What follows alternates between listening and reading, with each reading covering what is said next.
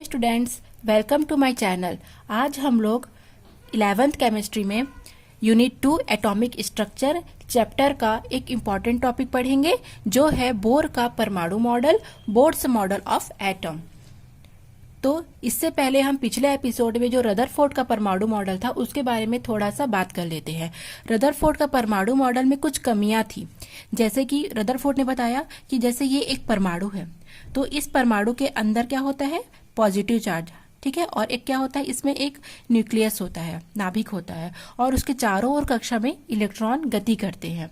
तो रदरफोर्ड ने ये बताया कि किसी भी परमाणु में जो इलेक्ट्रॉन, ठीक है, नाभिक के चारों ओर जो घूमते हैं वो एक प्रकार से विद्युत चुंबकीय विकिरण उत्पन्न करते हैं। तो जब वो विद्युत चुंबकीय विकिरण उत्पन्न करेंगे तो उसमें एक प्रकार का त्वरण उत्पन्न होगा, और त्वरण उत्पन्न होने के कारण जब वह इलेक्ट्रॉन लगातार, ठीक है, कक्षा में गति करते जाएंगे तो इससे उसकी ऊर्जा का क्षरण होगा, ऊर्जा उनसे क्या होगी, उत्सर्जित होते जाएंगी, जिससे एक समय ऐसा आ जाएगा कि उनकी ऊर्जा समाप्त हो जाएगी और वो नाभिक में जाकर गिर जाएंगे। उसके अलावा रदरफोर्ड ने यह भी बताया कि जो ऊर्जा का उत्सर्जन होता है, जो विकिरण निकलती है, ठीक है, वो रैखिक न होकर के सतत होनी चाहिए, ठीक है। इस प्रकार से कुछ कारणों से रदरफोर्ड का परमाणु मॉडल में बहुत सारी कमियां पाई गई। तो रदरफोर्ड के परमाणु मॉडल में आए दोष को दूर करने के लिए नील बोर ने अपना परमाणु मॉडल दिया। 1913 में नील्स बोर ने, ठीक है, परमाणु के लिए एक बोर का परमाणु मॉडल दिया, ठीक है। तो इसके बारे में हम पढ़ना स्टार्ट करते हैं कि बोर का परमाणु मॉडल क्या है और इनकी सफलता और इनमें कमियां, इतना आज हम लोग पढ़ेंगे, ठीक है। तो चलिए आज का हमारा लेक्चर स्टार्ट करते हैं। आप लोगों ने इसे 9th क्लास में भी पढ़ रखा है, ठीक है, उसी से रिलेटेड है, पढ़िए चलिए। तो सन 1913 में नील्स बोर ने एक मॉडल का प्रस्ताव किया जिसे बोर के नाम पर ही बोर का परमाणु मॉडल कहते हैं, ठीक है। उन्होंने क्या बताया कि इलेक्ट्रॉन यहां पर क्या पाया जाता है, नाभिक, ठीक है। तो इलेक्ट्रॉन क्या होता है, नाभिक के चारों ओर एक सर्कुलर पाथ में घूमते हैं, अर्थात एक वृत्ताकार पथ में इलेक्ट्रॉन के घूमने की संभावना को व्यक्त करता है बोर का परमाणु मॉडल। और जो इस वृत्ताकार कक्ष में जो इलेक्ट्रॉन घूम रहा है उसे हम क्या कहेंगे, कक्ष या ऑर्बिट कहेंगे, ठीक है। तो पहला पॉइंट आप लिख सकते हैं, इलेक्ट्रॉन नाभिक के चारों ओर वृत्ताकार पथ में घूमते हैं जिन्हें हम कक्ष या ऑर्बिट कहते हैं, ठीक है, क्लियर हो गया। सेकेंड पॉइंट क्या कहता है, सेकेंड पॉइंट ये कहता है कि प्रत्येक कक्ष या ऑर्बिट में, ठीक है, ऊर्जा की एक निश्चित मात्रा संलग्न रहती है या एक ऊर्जा की निश्चित मात्रा होती है, ठीक है। इन्हें हम ऊर्जा स्तर या ऊर्जा कोष कहते हैं, इंग्लिश में इसे हम एनर्जी लेवल कहते हैं, ठीक है बच्चों।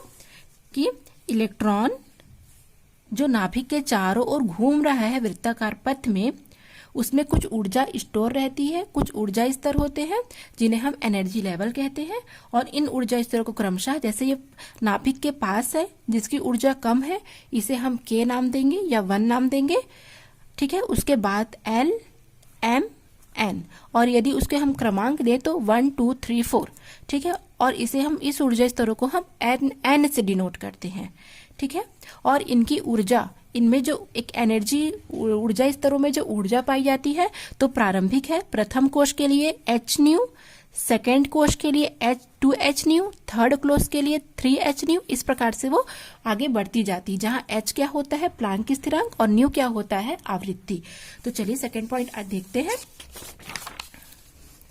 कि प्रत्येक कक्ष या ऑर्बिट की एक निश्चित ऊर्जा होती है जिसे हम ऊर्जा स्तर, ऊर्जा कोश या एनर्जी लेवल कहते हैं। और ऊर्जा स्तरों को क्रमशः हम 1 2 3 4 या K L M N इत्यादि से व्यक्त करते हैं, और हम इसे N से डिनोट करते हैं। नाभिक के सर्वाधिक पास की ऊर्जा स्तर या कोश को हम प्रथम कोश, उसके बाद द्वितीय, तृतीय, चतुर्थ, इस प्रकार से कक्षाएं बढ़ती जाती हैं, ठीक है। तीसरा है कि निश्चित ऊर्जा स्तरों में घूमते हुए इलेक्ट्रॉन की ऊर्जा का न तो क्षय होता है और न वृद्धि होता है, ठीक है। अर्थात अगर यहाँ पर हम एक और परमाणु बना लेते हैं समझाने के लिए, तो ये एक परमाणु है, ठीक है। तो इस परमाणु में जो नाभिक के चारों ओर जो इलेक्ट्रॉन गति कर रहा है, तो इलेक्ट्रॉन जो गति कर रहा है उसकी ऊर्जा का किसी प्रकार से ना तो कोई क्षय होगा और ना ही कोई वृद्धि, अर्थात ना ही वो ऊर्जा क्या करेगा, बाहर निकालेगा, और ना ही ऊर्जा में वृद्धि करेगा। अतः विशिष्ट ऊर्जा स्तरों में घूमते हुए इलेक्ट्रॉन की ऊर्जा स्थिर और निश्चित होती है। इससे यह भी स्पष्ट होता है कि यदि कोई परिवर्तन न किया जाए तो इलेक्ट्रॉन बिना किसी ऊर्जा क्षय के उस कक्षा में हमेशा घूमते रहेगा। ठीक है, अर्थात हम इलेक्ट्रॉन को क्या मानते हैं, इलेक्ट्रॉन को हम एक चार्ज मानते हैं, एक आवेश मानते हैं। ठीक है, तो बोर ने जो रदरफोर्ड की कमियां थी कि इलेक्ट्रॉन घूमते जाएगा, उसमें से विकिरण उत्सर्जित होते जाएगी और वो क्या होगा, एक समय उसकी ऊर्जा समाप्त हो जाएगी और वो नाभिक में गिर जाएगा। ठीक है, तो उसने इस बात का खंडन किया अपने इस मेथड से। ठीक है, कि वृत्ताकार कक्ष में जो इलेक्ट्रॉन नाभिक के चारों ओर घूम रहा है वह क्या करेगा, ना तो ऊर्जा का क्षय करेगा और ना ही ऊर्जा में वृद्धि करेगा। अतः क्या होगा, वह इलेक्ट्रॉन बिना किसी ऊर्जा क्षय के उस कक्ष या ऑर्बिट में लगातार घूमते जाएगा और उसकी ऊर्जा कभी खत्म नहीं होगी। ठीक है, तो ये क्या करता है, प्रूफ करता है। उसके बाद हम नेक्स्ट पॉइंट पढ़ते हैं कि ऊर्जा के समान ही किसी इलेक्ट्रॉन के कोणीय संवेग में कुछ निश्चित मान होते हैं। ठीक है, कोणीय संवेग के केवल संभावित मानों को ही हम एक व्यंजक के द्वारा प्रदर्शित करते हैं। हम सब ने पढ़ा है, आपके लिए सामने में थोड़ा सा चित्र भी रख देती हूँ ताकि आप लोग को थोड़ा सहूलियत हो जाए। ठीक है, क्या कहा है बोर ने कि ऊर्जा के समान, जो ऊर्जा होता है उसी के समान जो इलेक्ट्रॉन है वो क्या करेगा, कोणीय संवेग के समान क्या करेगा, गति करेगा। ठीक है, और उसके लिए हम क्या व्यंजक है, क्या mvr इक्वल टू NH/2, जहां n क्या है, परमाणुओं की संख्या है, उनके जो किस कक्ष में घूम रहा है उनकी संख्या है, n इक्वल टू 1 2 3 है ना, अनंत तक। और हमको पता है कोणीय संवेग क्या होता है, मोमेंटम क्या होता है, किसी भी वस्तु के द्रव्यमान और वेग के गुणनफल को हम संवेग कहते हैं। तो यहाँ पर हमको एंगुलर मोमेंटम दिया है अर्थात कोणीय संवेग दिया है, तो mvr बराबर क्या हो जाएगा, NH/2π। क्यों होगा, क्योंकि आप देख रहे हैं इस चित्र में, आप देख सकते हैं कि जो इलेक्ट्रॉन नाभिक के चारों ओर वृत्ताकार पथ में गति कर रहा है, तो वृत्ताकार पथ में गति करते हुए वो क्या कर, एक प्रकार का ऊर्जा स्तर से ऊर्जा ले रहा है। तो इसकी ऊर्जा क्या होगी, जब ये फर्स्ट में है तो हर कक्षक की एक क्या होती है, एक निश्चित ऊर्जा होती है। ठीक है, एक निश्चित ऊर्जा से वो गति करता है, तो वो ऊर्जा क्या होगी, चूंकि ये नाभिक से निकटवर्ती है, समीपवर्ती है, तो h न्यू, उसके सेकेंड में 2h न्यू, तो इसी प्रकार से क्या हो जाएगा, h/2π। ये एक क्या है, कोणीय संवेग के लिए व्यंजक है। अर्थात क्या हो जाएगा, अर्थात इलेक्ट्रॉन का जो कोणीय संवेग है वो h/2π का एक पूर्णांक और क्या होगा, गुणज होगा। इलेक्ट्रॉन का कोणीय संवेग h/2π का पूर्णांक गुणज होगा। जहां पर m क्या है, यहाँ पर जो सूत्र लिखा है तो m क्या है, ये m इलेक्ट्रॉन का द्रव्यमान है। ठीक है, v क्या है, जो कक्षा में घूम रहे इलेक्ट्रॉन उसका वेग है, r क्या है, उस कक्षा की त्रिज्या है, n क्या है, n एक पूर्णांक संख्या है जिसका मान 1 2 3 कुछ भी हो सकता है, h क्या है, प्लांक स्थिरांक है। ठीक है, तो यहाँ पर उसको डिनोट किया गया है। अतः क्या होता है, अतः इलेक्ट्रॉन के कोणीय संवेग के मान प्रथम कोश में है तो h/2π, द्वितीय कोश में है तो 2h/2π, तृतीय कोश के लिए 3h/2π, इसी प्रकार से वो आगे बढ़ सकते हैं। कोणीय संवेग के जो भिन्नात्मक मान होते हैं वो संभव नहीं होते हैं, अतः ऊर्जा के समान कोणीय संवेग भी क्वांटीकृत होता है। ठीक है, अर्थात ये क्या होगा, एक पूर्णांक होगा, 1/2, 3/2, 1/4, इस प्रकार से भिन्नात्मक मान नहीं होगा। ठीक है, एक क्या होगा, एक पूर्णांक होगा, 1 2 3 इस प्रकार से। ठीक है ना, तो अब हम नेक्स्ट देखते हैं पांचवा पॉइंट है, जब इलेक्ट्रॉन को किसी बाहरी स्रोत से हम ऊर्जा देंगे। ठीक है, अर्थात हमने हाइड्रोजन स्पेक्ट्रम में पढ़ा है कि जब ठीक है। इलेक्ट्रॉन को क्या करेंगे, इलेक्ट्रॉन को जब हम बाह्य स्रोत से ऊर्जा देते हैं तो वो क्या करता है, उस ऊर्जा को एक्सेप्ट करता है, अवशोषित करता है, और अवशोषित करके क्या करता है, उच्च ऊर्जा स्तर में चला जाता है। ठीक है, तो उसी को बताया गया है कि जब इलेक्ट्रॉन को किसी बाह्य स्रोत से ऊर्जा दी जाती है तो ऊर्जा की एक निश्चित क्वांटा या एक निश्चित मात्रा को हम क्या करते हैं, अवशोषित करके वो सामान्य से या निम्न से उच्च में चला जाता है। ठीक है, और वो किस प्रकार जाता है, वो जंप करके जाता है।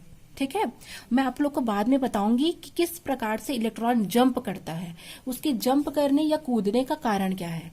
ठीक है, और मैंने बताया था कि ऊर्जा का क्वांटम क्या होता है, कि जो ऊर्जा होती है वो छोटे छोटे फोटोन या क्वांटा के रूप में आती है। तो वही होता है कि ऊर्जा की एक निश्चित मात्रा को या क्वांटा को एक्सेप्ट करता है, एब्जॉर्व करता है, और एब्जॉर्व करके क्या करता है, वो हायर या एक्साइटेड स्टेट में चला जाता है। ठीक है, चूंकि क्या होता है, जो हमने हाइड्रोजन स्पेक्ट्रम में पढ़ा था कि इलेक्ट्रॉन उत्तेजित होकर जब जाता है तो वहां ज्यादा समय के लिए वो नहीं रहता है ना, उसकी जो अवस्था होती है वो एकदम अस्थायी होती है, और जब इलेक्ट्रॉन वापस से अपनी निम्न अवस्था में आ जाता है तो बहुत सारी आवृत्ति की विकिरणें उत्सर्जित करता है।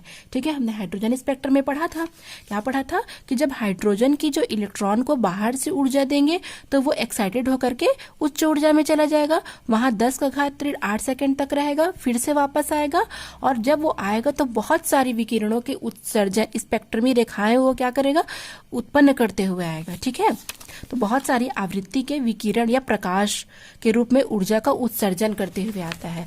तो उसे अगर हम देखें तो क्या हो जाएगा, del E equal to E2 - E1। ठीक है, upon equal to H nu, जहां न्यू बराबर क्या है, आवृत्ति है, तो न्यू बराबर E2 - E1 अपॉन H, जहां न्यू क्या है, उत्सर्जित विकिरण की आवृत्ति है। तो ये कहा जा रहा है जब उच्च ऊर्जा स्तर में अर्थात E2 से जब वह निम्न ऊर्जा स्तर अर्थात E1 में आएगा तो इलेक्ट्रॉन की ऊर्जा में सतत क्रमिक परिवर्तन नहीं होगा, बल्कि वह क्या होगा, निश्चित परिवर्तन होगा। अब मैं आप लोग को क्वांटीकृत समझाती हूँ कि ऊर्जा का क्वांटीकृत किसे कहेंगे। ठीक है, ताकि आप लोग को और अच्छी तरीके से ये बातें क्लियर हो जाए। क्वांटीकृत का ये एक एग्जाम्पल है।